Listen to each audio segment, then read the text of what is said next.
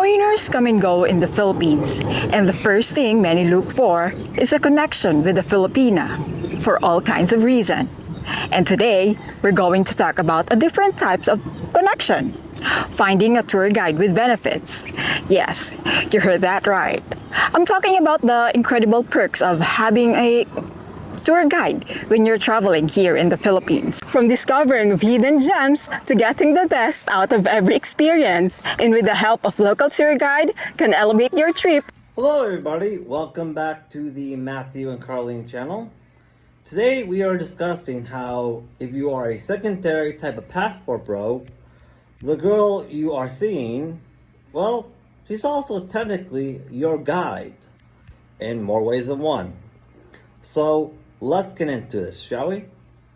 In ways you might not expect. So stick till the end of this video and we will share some tips on finding a great guide who might even come with some extra benefits. Let's go!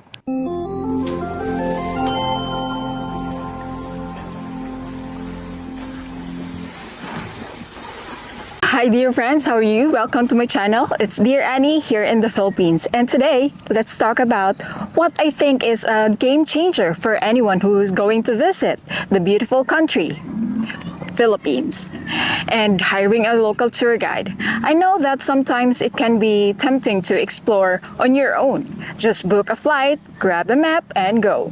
But a personal tour guide in the Philippines can completely transform your experience here in the Philippines. And here's why. Start by talking about one of the biggest advantages of having a guide. With a local tour guide, you're not just visiting a place, but you're truly getting to know it. And a guide isn't just someone pointing out the site. They are like a key that unlocks the entire experience. And they can show you hidden beaches, quiet waterfalls, and maybe they can bring you to a special place that your guide only knows. Okay, I can completely agree with what this woman is saying. For me, Carlene showed me a lot of hidden gems, places in the Philippines I never would have thought of myself if I was going about this on my own. And I'll be honest with you, her family roasted me an entire pig. A whole entire pig. It was just magical experience. It truly was. About it. But the question is how to get a tour guide here in the Philippines. Well, there's a lot of means like online travel platforms or a local tour agencies, and they offer different experience. So choose based on how intensive or spontaneous you want to be on your trip. Or another way you can do it is by doing what me and Carlene did. The secondary type of passport bro route, where you spend a few months just having the basic concept of dating down. Regular, face-to-face, very open and very broad, non-trigger conversations. And you get to know them that way. And then you're ready to go visit them and have that experience. And if you're wondering how to find the right tour guide, well, look for someone who's passionate and knows the area more, like in the back of their hands, and check the reviews. Or you can ask some locals for recommendation, or you can watch some videos here in YouTube. There are some tips I'm going to share with you finding a tour guide here in the Philippines. First, make sure you're presentable and smells good, of course.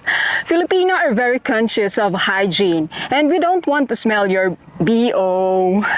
Just kidding. That's definitely distractive. When choosing a guide here in the Philippines, pick someone who's based in the area where you spent most of your time, and make sure she is familiar with all those places on your itinerary. And ideally that she has experience as a tour guide, not just a first time. And this will help her better anticipate your needs and make your trip smoother. Now let's talk about money. Having a tour guide here in the Philippines is not that expensive. It depends on what kind of adventure or trip do you want. And surprisingly, a tour guide can actually save your money. Without one, you might end up taking roundabouts or those kind of roads that you don't know, or having a skin tax rate for everything. I know you want a guide who's not only knowledgeable. Ah, yes, the ultimate trust test. We went over this in Passport Bros Debunk. I did this with Carlene as well. I gave her the opportunity to be my guide as well as the money manager, with said limitations in mind. I did. She passed it, hands down. She honest to God did. Which also dissolved any real fears my family had of me dating this woman. And simultaneously, it also gave them a enormously huge guilt wave on them, for being judgmental at first. Hey, completely understandable, am I right? But also pretty and genuinely making your experience special. Now here's an extra benefit that a lot of people doesn't know or don't think about it. The safety and peace of mind. Here in the Philippines is incredibly welcoming, but like anywhere, it helps to know someone who's understand the area more. They're like your personal navigator, your interpreter, and your cultural bridge, all rooted in one. It's also a good idea to have a video chat with her beforehand to see if you guys are clicking, and to allow her to be part of your planning process. And this way, she can suggest special places that you might not have thought of and make experience more personal. Why not? Make sure she can speak English comfortably. You don't want to arrive here in the Philippines and struggle with communication, right?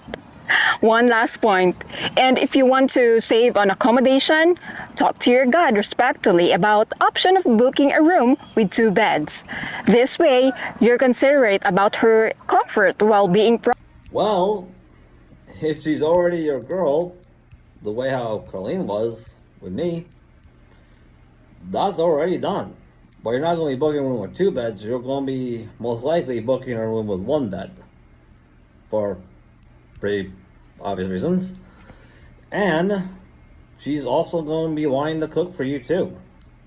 Because I'll be honest with you, these women from overseas, they truly mastered the art of the fastest way to get to a man's heart is through the belly.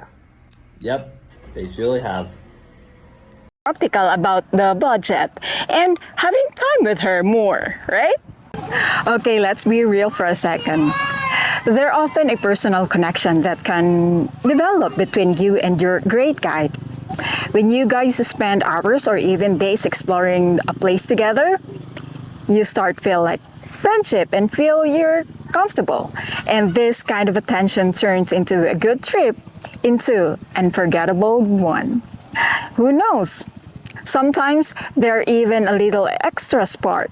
And if you're hoping for a little extra connection with your tour guide, you can start by trying some friendly moves or try to flirt with her. To be honest, Filipino women are easily to fall in love, especially to a foreigner with a white skin that is really different from Filipino features. If you're really set on having a more personal... Well, if you do what me and Carlene were doing, where you were technically already dating long before you arrived over there, all that's already done. You've been a couple. You already are a couple. So, don't even worry about that.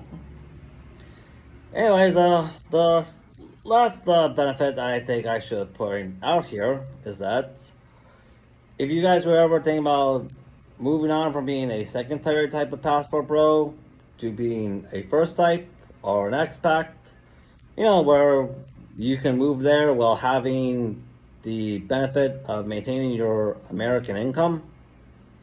Well, yeah, there are a lot of things there that you might have to worry about when doing that. When it comes to like infrastructure, like one of the biggest concerns my family had was, if you do that, like, what about things like medical coverage, stuff like that?